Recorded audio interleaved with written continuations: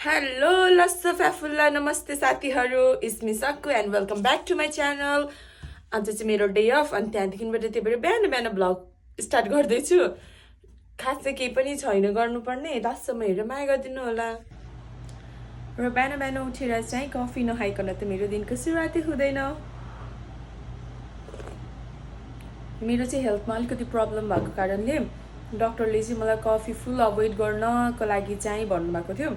मैले गरेँ पनि 1-2 महिना त मैले कफी अभोइड गरेँ, तर जस्तो रक्सी खाने मान्छेलाई रक्सी खान नपाए तलतल हुन्छ नि, मलाई त्यस्तै हुँदो रहेछ। तर मैले पहिलाभन्दा चाहिँ कफी खान निकै कम चाहिँ गरेको छु।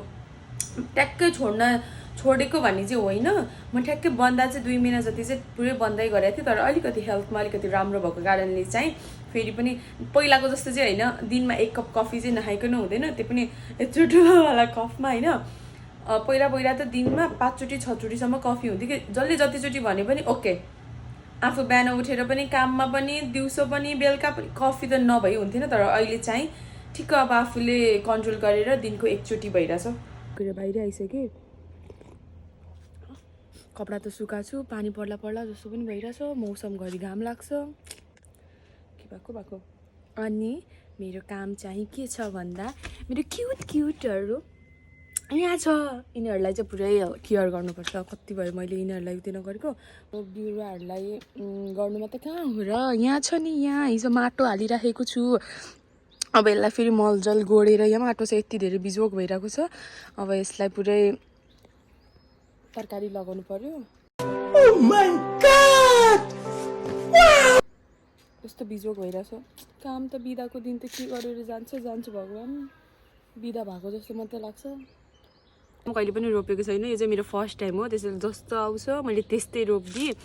अनि मैले चाहिँ सोध्नु पऱ्यो भनेर मम्मीलाई फोन गरेको, मम्मीले फोन उठाउनु भएन र त्यसै कारणले जस्तो आउँछ मैले त्यस्तै मैले रोपेको छु। लसुन अनि यसमा चाहिँ धनियाँ अनि त्यहाँबाट करेला अनि 2-3 थरीको छ। अब मैले सकेसम्म मैले आफ्नो उतेरले गरेको छु होइन। अब गाइजहरू अब उम्रेछ भने म देखाउँला, उम्रेन छ भने पनि ठिकै छ, फर्स्ट टाइम रोपेको, अर्को पालिदेखि अलिक सिकेर अलिक राम्रो गरौँला त्योहरू होइन। मलाई चाहिँ एउटा हाँस उठ्ने कुरा हो कि, अब जे भन्नुहुन्छ अब त्यही होइन, नजानेपछि के गर्नु। लसुन मलाई यो यतापट्टिबाट रोप्ने हो कि यतापट्टिबाट रोप्ने हो भने नआएर टिकटक खोलेर टिकटकमा हेरेर रोपेको मैले चाहिँ होइन।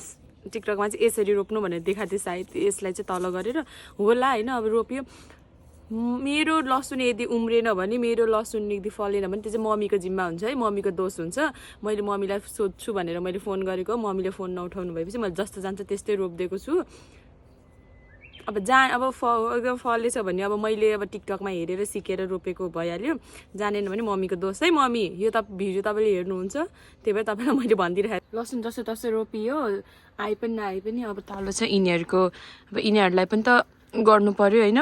त्यहाँ छ अझै, आज मेरो कति धेरै काम छ भनेको। आज बिदाको दिन म कहाँ जान्छु भनेर सोचेको थियो, तर केही छैन, कहिले कसो बिरुवाहरूलाई पनि समय दिनुपर्छ।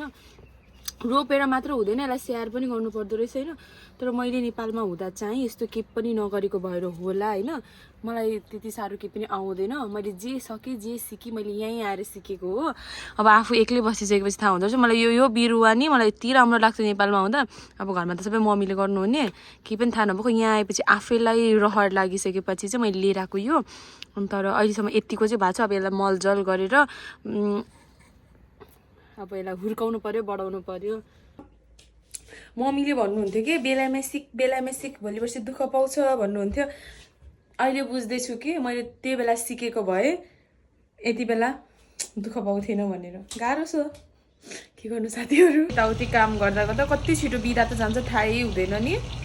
अब के गर्नु, कहिले कसो आफूलाई पनि टाइम दिनु पर्यो, कहिले कसो घरको सामानहरूलाई पनि टाइम दिनु पर्यो। र अब मैले चाहिँ यहाँ पकाउँदैछु मासु र विथ भेन्टाको के भन्छ अब यसलाई, यस्तो गरेको के भन्छ, भेन्टा फ्राई गरेको। खास गरौँ भन्दा मलाई भेन्टा चाहिँ खानु हुँदैन, एलर्जी छ कि त्यसको, तर मिठो त्यही लाग्छ। केही नहोस् भन्न चाहन्छु यो खाएर चाहिँ। यस्तो मिठो छ भेन्टा, हेर्नुहोस् न यहाँ देख्दा पनि यस्तो मसालेदार छ। साथीहरू तपाईहरुले त खाना खाइसक्नु भयो होला मेरो त अझ बाँकी छ 1 बजिसक्यो काँक्रा अनि गाजर खाना भेन्टा फ्राई अनि तर मासु मासु मासु मासु यो चाहिँ मेरो फर्स्ट बाइट चाहिँ मेरो भ्युअर्सहरुको लागि है खाए ल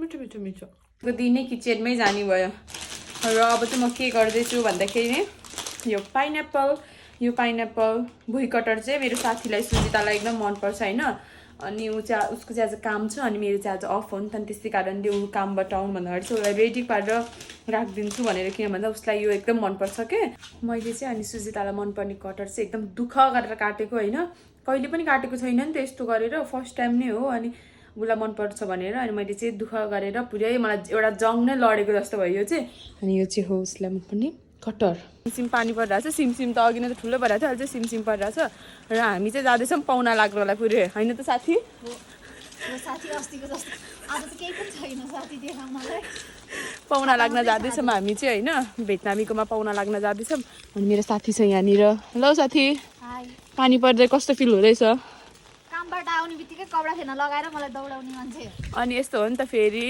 पाहुना लाग्न बोलाएपछि त छिटो छिटो जानु पर्यो पानी पनि पर्दैछ उसको पो भोलि बिदा छ नि हामी त छिटो छिटो पाहुना खाएर आएर सुत्नु पर्यो होइन त पाहुना लाग्न गइसकेपछि कोसेली त केही लिएर जानु पर्यो होइन नेपालदेखि नै चलिआएकै हो यो त मान्छेको घरमा खाली हात जानु हुँदैन भनेर चाहिँ यो वाला जम्मा 3% अल्कोहलवाला चाहिँ लिएर जानुलाई चाहिँ यता आउन हालौँ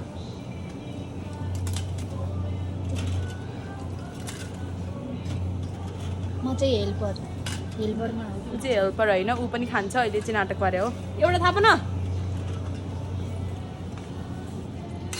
तिमी पनि खाने होइन म खादिनँ खाऊ कि केही हुँदैन खान्छै खान्छ किन सोझो भनेको भिडियोको अगाडि मात्र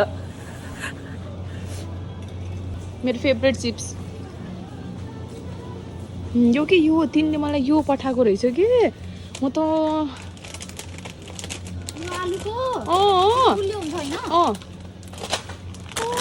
यस्तो यस्तो ब्रान्डको छ तर मलाई यो कस्तो टेस्ट गर्नु मन लागेको थियो यो तर गर्दिनँ म एकदम स्वीट वाइन रहेछ नि त स्वीट वाइन त गुलियो हुन्छ हैन खाने हो खाऊ रगत बढाउँछ यसले खत्म bye bye ta ta good bye गया सरी गाइज तिम्रो शरीरमा रगत कम भएको छ भने यसले बढाउँछ हो अब साथी देखाउँ हाम्रो एनर्जी ड्रिङ्क यसरी देखाउनु हुँदैन के कस्तो पानी परेको छ बाबु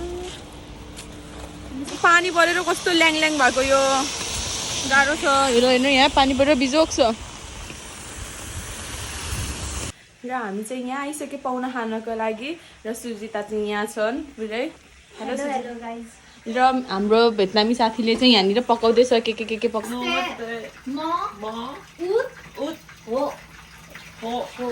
कान्छो मेरो बहिनी यो हेर्दैछौ भने प्लिज यो हेर होइन यो यस्तो मिठो हुन्छ पुरै हाम्रो नेपालमा छ कि यो हाम्रो पसलमा पाउँछ कि होइन माइ गड भेटनाममा पनि पाउँदो रहेछ यो नेपालीमा के भन्छ यसलाई नेपालीमा त के भन्दैन हाम्रो घरमा चाहिँ यो फ्यास फ्यास होइन फ्यास फ्यास कपास जाने हुन्छ नि भुराहरू चाहिँ त्यो फ्यास फ्यास जाने दिनु न मलाई त मन परेन हेलो साथीहरू ल आज चाहिँ हाम्रो यो होइन ल मलाई चाहिँ जबरजस्ती हैन साथीहरू यो गरेको मात्रै मैले खाएको चाहिँ हैन